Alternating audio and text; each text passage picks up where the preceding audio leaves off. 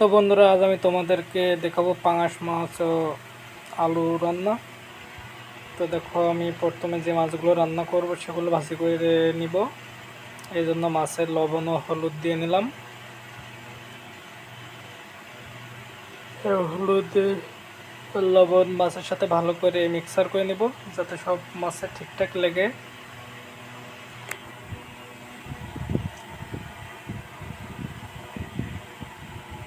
তবে যেহেতু মাছের মাথাটা অনেক বড়, তাই মাছের মাথাটাও সুন্দর করে লাগিয়ে নিব হাত দিয়ে। এবার তেল গরম হয়ে গেলে মাছের মাথাটা তেলের উপরে দিয়ে দেবো। বন্ধুরা দেখো, আমি কিন্তু আগে মাছের মাথাটা ভাজি করি, কারণ অন্য মাছ ভাজি করতে করতে মাছের তেল অনেকটা কমে যায়। লাস্টের দিকে অল্প তেলেও অনেক ভালো মাছ ভাজা যায়, কিন্তু মাথাটা কিন্তু ভালো ভাজা হয় না বলে তেল বেশিতেই আমি আগে ভেজে নিলাম।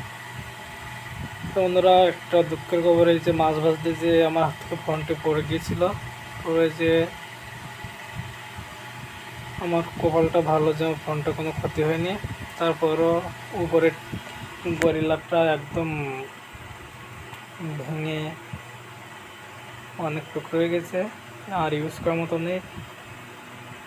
তো সেই অ্যাক্সিডেন্ট, আমার ফোনটা হাত থেকে পড়ে গেছিলো অনেক উঁচু থেকে। তো তারপর আমি আলু ভাজি করে নিব, এবং মাছে যদি তেল বা মেটে, তারপর মাছের ফুলকেগুলো থাকে একসাথে দিয়ে আলু ভাজি করে নিতে হবে। আলু ভাজি হয়ে গেলে জল দিয়ে দিতে হবে, পরিমাণ মতো জল দেবে। বন্ধুরা, তোমরা যে কয়েকজন সেই অনুমানে জল দিয়ে দিবে।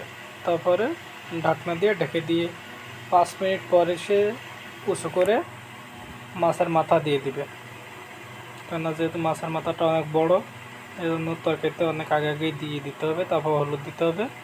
তো বন্ধুরা, এর মধ্যে আমার একটু মিসআন্ডারস্ট্যান্ডিং হয়ে গেছে যে আমি ভিডিও ক্লিপটা নিতে পারিনি। ভাবছি যে ভিডিও ক্লিপটা অন আছে, কিন্তু পরে দেখি যে ভিডিও ক্লিপটা অন নেই, অফই হয়ে গেছে। এই জন্য তোমাদেরকে আমি দেখাতে পারিনি। এই জন্য আগে থাকতে অল্প একটু হলুদ দিয়ে দিয়েছিলাম বলে তরকারি কালারটাই হলুদ ছিল, কিন্তু তরকারি ঝোল ফোটার পরেই কিন্তু আমি হলুদ ইউজ করি সবসময়। দেখো বন্ধুরা, আমি কিন্তু মাছগুলো দিয়ে মাথা দিয়ে তরকারিতে দিয়ে এবার ঢেকে দিব কিছু সময় পর। তার একটু হালকা করে জাল দিয়ে দিচ্ছি।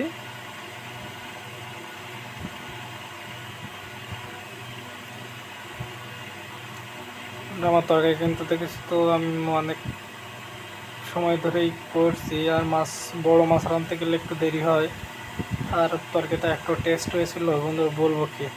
তো তারপর আমি কিন্তু তরকারিটা নামিয়ে নিয়ে এবার জিরে ভেজে দিব। তো দেখো, এবার আমি কিন্তু জিরে ভাজি করে দিলাম।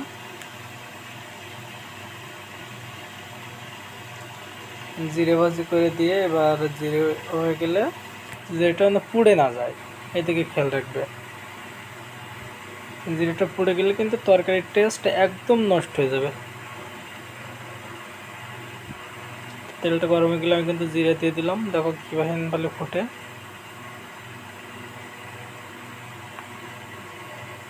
বন্ধুরা, তোমাদের আমি একদিন দেখাবো পাঙাশ মাছ কীভাবে ভাজি করলে একটুও ফুটবে না, গায়ে তেল আসবে না। তা তোমরা যদি দেখতে চাও তাহলে আমার চ্যানেলটি সাবস্ক্রাইব করে দিও।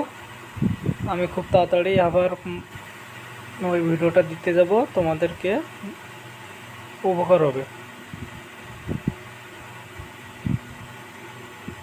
আবার জিরে ভাজি কিন্তু হয়ে এসেছে, কেন আমি একটু তেল অল্প গরম থাকতেই দিয়ে দিয়েছিলাম বলে একটু দেরি হচ্ছে ভাজাতে, জিরেটা হতে।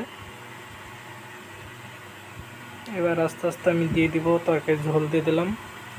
একবারে দিলে ওটা হাতে সেঁক লেগে, যেন আমি হাতে দিয়ে ঝোল আগে দিয়ে নিচ্ছি, যাতে হাতে সেঁক না লাগে। তারপরে ঝোল ঢেলে দেওয়ার পরে গামলে কিছু এভাবে আলু রেখে দিব, দিয়ে আলুগুলো বেটে দিব, যাতে তরকারি ঝোলটা অনেক ঘন হয়। আমি দিয়ে দিলাম তরকারিটা বেটে। এবার কিছু সময় আবার জাল খাবে।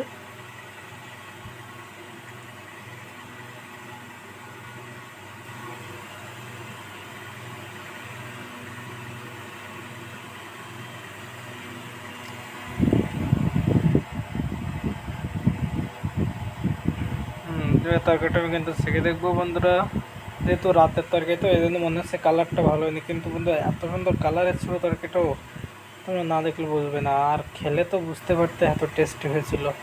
আমার রুমটা বলছিল এরকম রান্না সবসময় রাঁধতে, কিন্তু সবসময় রাঁধতে গেলে তো হয় না, সারা জেগে অনেক ধরনের কাজ করতে হয়, কম্পিউটার নিয়ে বসে থাকতে হয়।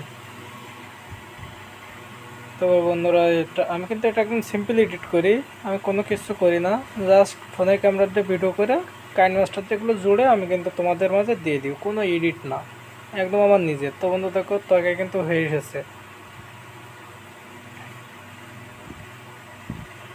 তরকারি কিন্তু হয়ে গেছে বন্ধুরা। আমি আর অল্প একটুখানি জাল খাওয়াবো। এবার আমার তরকারি নামাই দেওয়ার মতো হয়ে গেছে বন্ধু, দেখো নামাই দিয়ে তরকারি কালারটা দেখো, এত সুন্দর কালার এসেছে বন্ধুরা। তোমরা তো ভাববে আমি এডিট করে কালার দিছি, কিন্তু না, তোমরা একদিন ট্রাই করে দেখো, এই কালার, এত সুন্দর কালার বন্ধু, তোমরা না খেলে বুঝতে পারবে না, টেস্টিও হয়েছিল বন্ধুরা। এতে কিন্তু বেশি কিছু লাগে না, খালি কাঁচা ঝাল, আলু আর মাছ আর জিরে, এই হলেই কিন্তু তরকারি হয়ে যাবে। তো তোমরা আমার মতো এভাবে ট্রাই করো। ধন্যবাদ বন্ধুরা, দেখা হবে অন্য ভিডিওতে।